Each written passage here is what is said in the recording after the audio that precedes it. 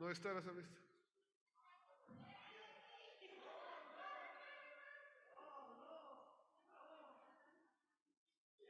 Ya ha pasado 2 minutos, tiene 8 minutos esa lista, por favor. Presidente, buenas tardes. Muchas gracias por concederme la palabra. Hemos estado conversando sobre este mismo tema con el colega Washington Varela, proponente de este proyecto, para obviamente respaldar. Se escucha tanto de la venta de los bonos de carbono y muchas veces se ilusiona tanto a nuestros pueblos. Por un lado, el sistema nos dice: no debemos talar los bosques. Correcto, nosotros también decimos desde nuestra vivencia, debemos cuidar los bosques, debemos cuidar el agua, debemos cuidar la naturaleza. Hoy, incluso reconocido en nuestra Constitución, los derechos colectivos, los derechos de la naturaleza, los derechos del agua. Entonces, estamos plenamente de acuerdo. Sin embargo, también ya en la práctica diaria cuidamos los bosques, ayudamos para que, no solamente en el Ecuador, para que el mundo tenga un ambiente vivible, pero los que cuidamos los bosques sin ingresos económicos. Se escucha tanto de la venta de los bonos de carbono y cuando se quiere entrar a esos programas, muy complicado.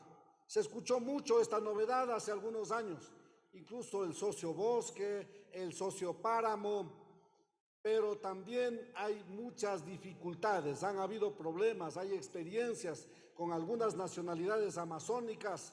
Nuestros hermanos cofanes tenían serios problemas por haber firmado convenios para la protección de los bosques, la captación del carbono, etcétera. Y de repente, cuando en base a nuestras costumbres se hacen su chacra dentro de esos espacios, luego se vienen las demandas por incumplimiento de los convenios, incluso a demandar pagos, enormes recursos económicos que no tienen nuestros pueblos.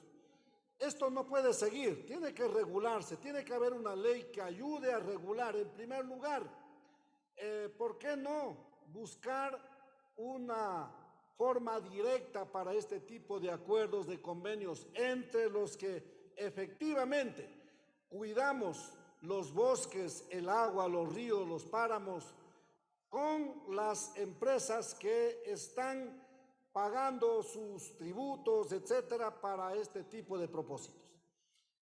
El Estado ha sido quien hasta aquí de alguna manera hace esa intermediación, recibe algún aporte para esos propósitos y aquí a cuentagotas para quien logre conseguir algo, porque hay mucha gente que ha estado presentando, tratando de firmar esos convenios, pero no existe un programa claro para esos propósitos. Lo que consiguen afuera con el argumento del cuidado de la naturaleza, aquí al interior del país, poco o nada se comparte con la gente que efectivamente está cuidando los bosques. Así que es necesario una ley que permita que fluya este tipo de acuerdos entre los que generan la contaminación ambiental, las grandes empresas en el mundo, de una manera directa con quienes, en cambio, por otro lado, acá en nuestros territorios se hace un trabajo permanente del cuidado de los bosques, incluso resembrando, reforestación en las fincas, en los predios. ¿Cuánto cuesta reforestar? ¿Cuánto retribuye un programa de reforestación en una finca? Habrá que esperar décadas para poder recibir alguna retribución por eso. Económicamente no es nada agradable hacer trabajos de reforestación en las fincas. Claro, pensando en el ambiente, pensando en un bosque, se hace con mucho gusto. Ya sabemos que eso le va a alegrar la vista, la mirada, el ambiente, el espíritu, pero pensar que eso va a retribuir económicamente para nuestros conciudadanos que hacen ese trabajo de reforestación, nunca, o quizá muy poco. Entonces, es necesario que haya una recompensa para esto. Estamos totalmente de acuerdo que se dicte una ley Felizmente vamos en el primer debate, trabajaremos los detalles, necesitamos las voces de la gente que vive en el día a día cuidando esos bosques en la Amazonía, en los páramos, etcétera, etcétera. Por otro lado, una ligera reflexión para concluir. Aquí nos han traído un pequeño monigote con el rostro de un oso de anteojos. ¡Qué bien! No sé quién fue de la iniciativa, pero felicitaciones a quien tuvo esa iniciativa de traer aquí ese ejemplo para la reflexión. Todos sabemos cuál es la condición que están atravesando estas especies en todo el territorio nacional. Pero es hora también entonces, así como aplaudimos cuando entra aquí el osito de anteojos, es necesario que hagamos conciencia qué estamos haciendo en relación a los bosques donde sobreviven estas especies. Y a veces más puede la política petrolera, más puede la política minera, y en esos casos poco importa la vida de las aves, la vida de las especies, fauna, flora, etcétera, etcétera. Sí, cuando vemos un osito aquí nos conmovemos. Ojalá eso se pudiera poner en la práctica, en las políticas públicas.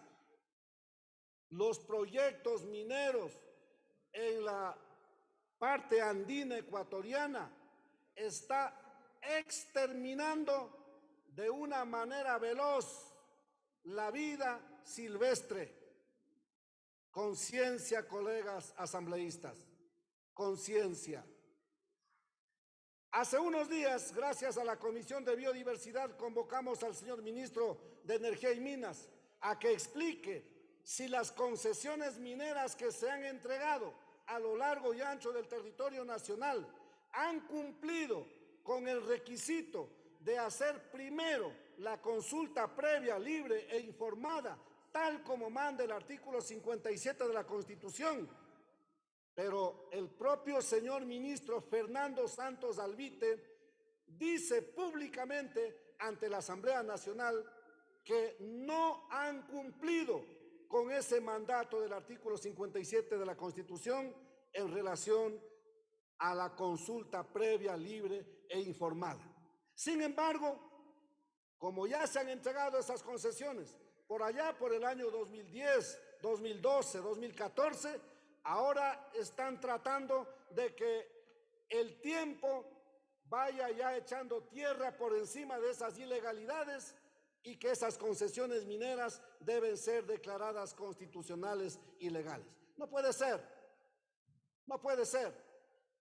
Por lo tanto, señor presidente, nosotros insistimos, alguna vez aquí se propuso que se conforme una comisión técnica para que haga una fiscalización, todo lo que tiene que ver con la política minera, que se revise si se ha cumplido con esos requisitos, sí o no. Pero es una pena que en esa ocasión, aquí una mayoría de la Asamblea Nacional dijo, no queremos una comisión que fiscalicen esos asuntos.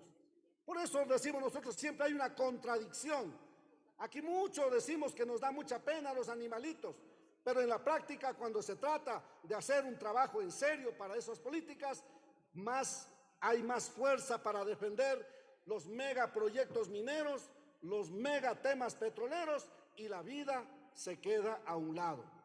Sería bueno de retomar estas iniciativas, de que se conformen estas comisiones para hacer una fiscalización en serio, si se está respetando el artículo 279 que manda hacer el plan del ordenamiento territorial de manera articulada entre los distintos niveles de gobierno, con la participación de la gente, de la ciudadanía. Concluyo, presidente. Si se está respetando el artículo 398 de la Constitución, que manda hacer la consulta cuando un proyecto va a tener algún efecto de afectación al ambiente, nada de eso se ha cumplido, con el argumento de que no hay una ley. Lindo argumento, no hay ley, por eso no podemos aplicar el artículo 398 de la Constitución. No hay ley, por eso no se puede aplicar el artículo 57 de la Constitución. A cuento de que no hay una ley, se sigue violentando los derechos. Así que estos temas están pendientes por hacer. En buena hora que se pongan estos temas y que podamos avanzar con esta legislación, pero no se pueden quedar de lado los otros asuntos que tienen que ver con la vida, no solamente la vida silvestre, sino la vida en general, incluida la vida de los seres humanos. Gracias, señor presidente.